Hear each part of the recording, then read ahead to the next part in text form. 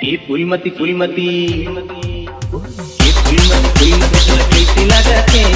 ये फूलमती फूलमती तुला कैसे लगाते जोड़ी नाच कहो तोला मोला राज लगते जोड़ी नाच कहो तोला मोला राज लगते ये फूलमती फूलमती तुला कैसे लगाते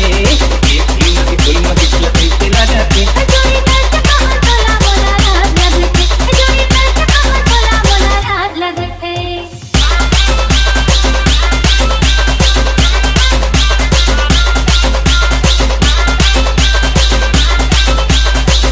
करम कछु नहीं जाने ये जुवानी रे जानी ये जुवानी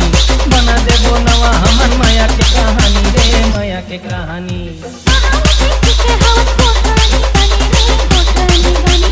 बोले तोर लागे मोला जैसे पानी रे जैसे पानी ये फूलमती तुला कैसे लगाते ये फूलमती फूलमती तुला कैसे लगाते जोड़ी नाच कहो तोला मोला राज लगते जोड़ी नाच कहो तोला मोला राज लगते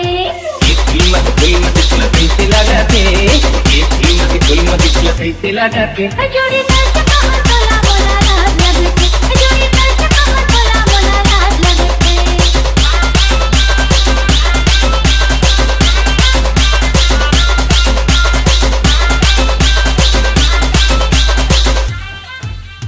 DJ Kizan.